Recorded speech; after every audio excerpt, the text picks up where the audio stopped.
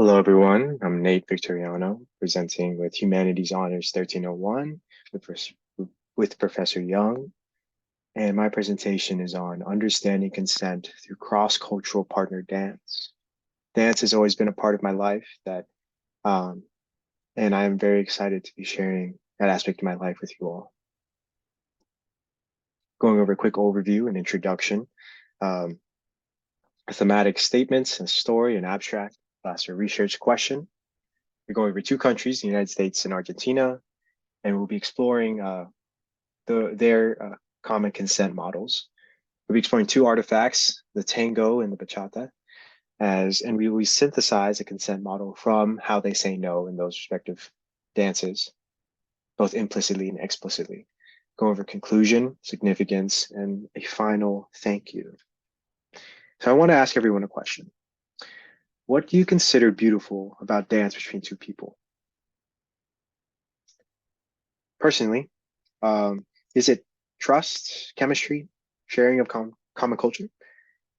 Personally, I was able to spectate an improv dance competition.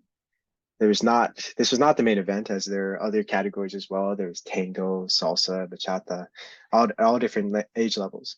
Experience varied far and wide. However, improv is special. It is a random partner with a random song, with a random style of dance. As opposed to other categories where you have months in advance to hone your skills with only one other person, this baffled me. How can you dance with someone that you've never met before, much less rank for cash prizes and bragging rights? However, the two dances I witnessed danced with one another as if they've known each other their whole lives. Twists, turns, and choreo that would have taken me otherwise months to learn. I was mesmerized and, to be frank, a little jealous. I wondered what made that dance so beautiful, more beautiful than any dances I practiced. Thought to myself was that trust, that chemistry, that sharing common culture. But then I came to the conclusion that it wasn't just the fact that they were dancing to a remix of When I Was Your Man by Bruno Mars. It's also the fact that the consent between both dancers was so strong before, when it was initiated, and continued while they were dancing. So this research project will explore why dancing to Bruno Mars is so beautiful, and also how can we create a more holistic understanding of consent and fill the gaps in understanding of consent by observing different Latin dances in Argentina and America. First, we're going over the two countries. In Argentina, there's a strict gender binary, man or woman. Masculinity is more emphasized, and the conservative ideas of family units are perpetuated.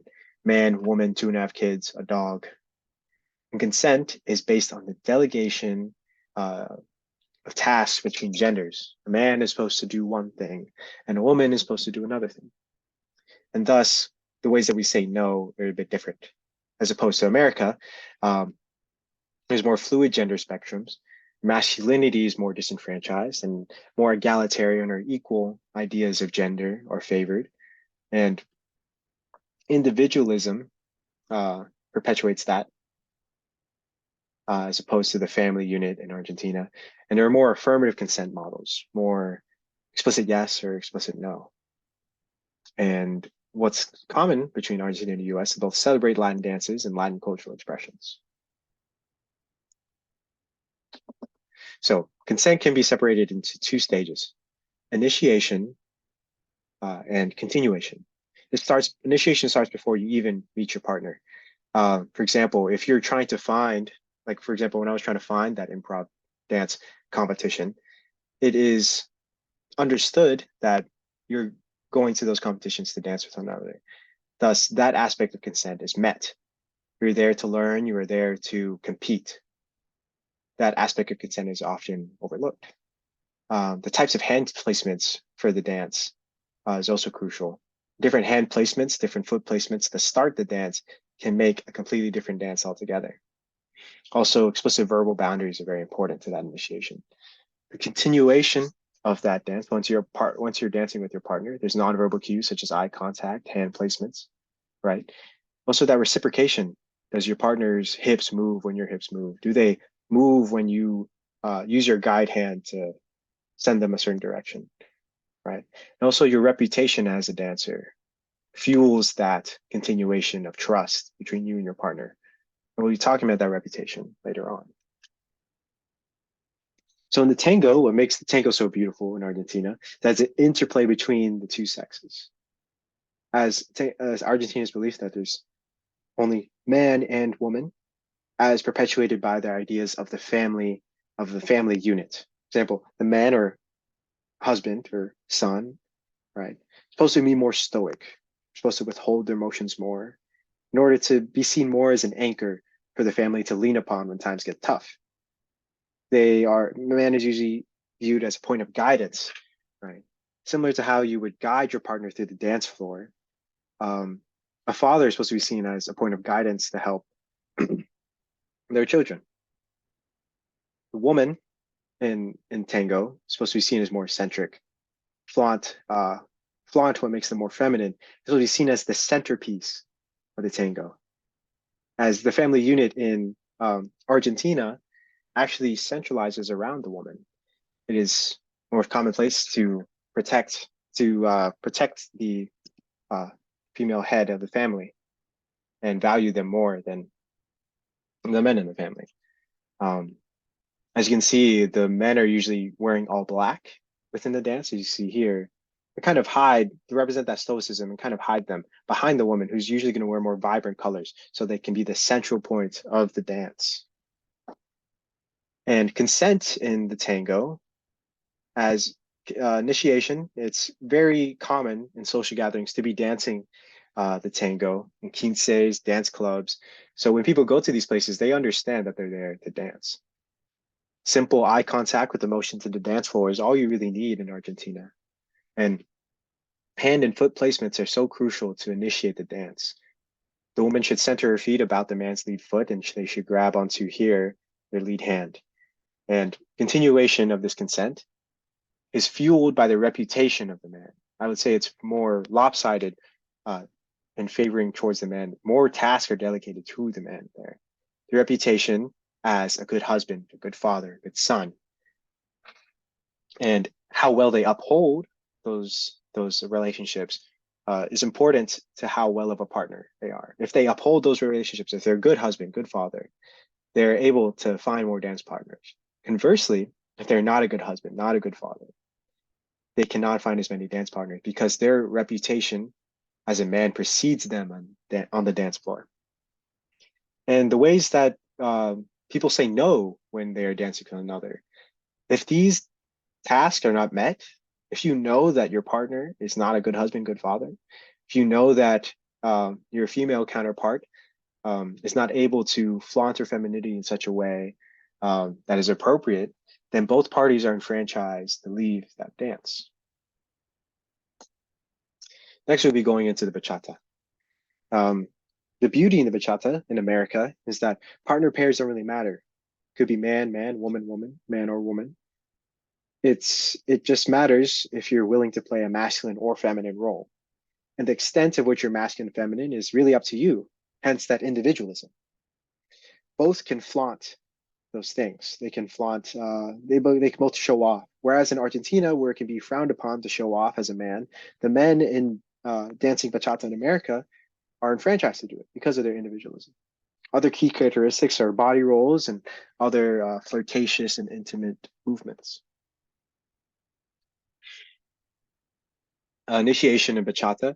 There's usually you'll find bachata through bachata nights, usually advertised, but it's harder to find dance as it opposed to Argentina, which is all around everywhere.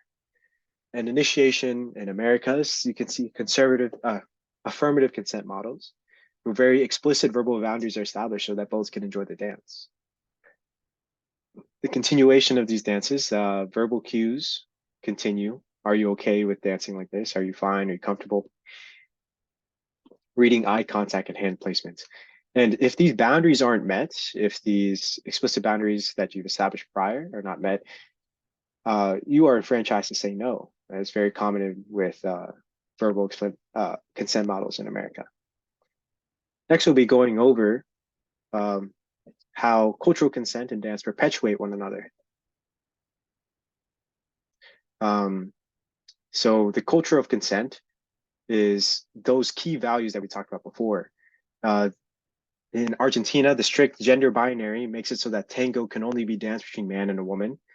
In America, um, in America's culture, gender fluidity is more enfranchised. Thus, America's dance can happen between all kinds of people, right? And that dance and those beliefs, as you see them with your eyes, influences and reinforces those ideas of culture, that culture of consent. However, both countries have the restrictions on the relationship between these two. Like, for example, in Argentina, interplay between the sexes creates a beautiful cultural expression between the tango, like the tango. However, traditional values of the gender binary limit ways and demographics that can dance. Example right here, um, that can dance, and subsequently, um, those people cannot be involved in that culture of consent and cannot participate in those dances. But Argentinians have no problem dancing. They dance from a young age. So there's no so if we only see that there's a man and woman dancing, it perpetuates and reinforces the idea that only a man and woman can exist in Argentina, which can be problematic in of itself. Conversely, in America, America has no problem asking for consent. As we see, its affirmative consent models are key characteristic of American uh, culture. However, in America, diversity makes it harder to find places to dance. Thus, consent is only thought of through sexual acts. This narrow-mindedness limits consent to sexual acts, which hurts cultural expressions that require more thoroughly communicative consent, such as dance. Right. Although we can alleviate this with confirmative consent models, there are still gaps in consent education in America since there's not a single celebrated national dance. So you can see here, we have no problem asking for consent, but in order to find those dances, it's more difficult. So our culture of consent becomes less nuanced and becomes more confined to only sexual acts. Thus, we should synthesize the best aspects from both cultures to create a more robust understanding of how to ask for consent. Affirmative consent models should be enfranchised as the de facto method to ask for consent. However, dance should be promoted from a young age in order to tear down the stigma that consent is purely a sexual mechanism. This robust cultural change through dance will enfranchise people to ask for more nuanced and quality consent. So in conclusion, observing dances of different cultures is the best way to understand consent. It creates a fun environment to express yourself and experience intimacy without being confined to strictly sexual acts. Being culturally competent across different cultures of consent enfranchises people to feel safe and enfranchised to say no in many different ways. Thank you everyone for listening, and these are my sources.